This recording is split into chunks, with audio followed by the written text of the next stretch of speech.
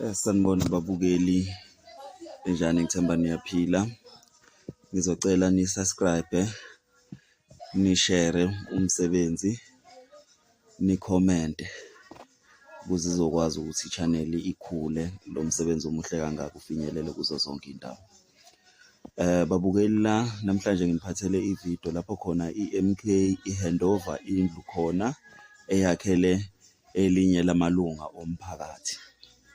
Kule video kuyabonakala ilunga lomphakathi ukuthi lijabule kakhulu ngokuthi nalo lize lithole umpheme ukukhusela ikhanda, njengoba sazi ukuthi isimo somnotho siyabheda.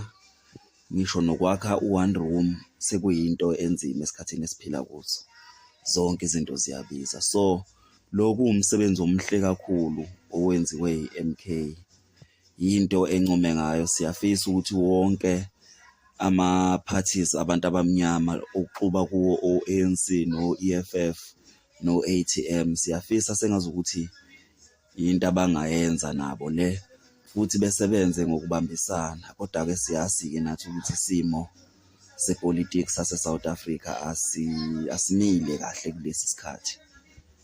Ake sibukeke nayo ividiyo.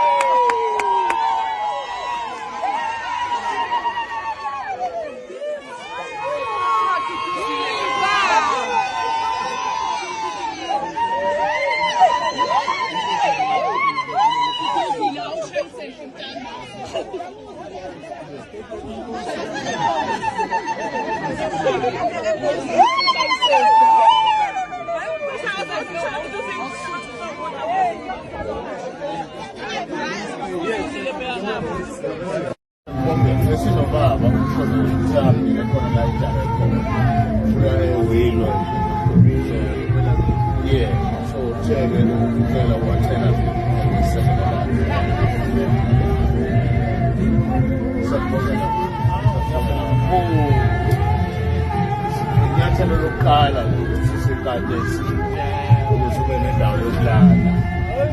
Siqala nje indawo yokulala, lapho ngaba nabo ukuyeswing kodwa nayo indawo yokulala ibalulekile ekhaya lapho. Kodwa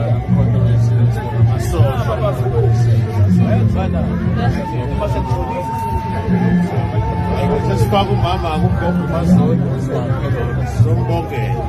sibonge umasosha omkhonto wesizwe, sibonge amakhomanda asebenzile.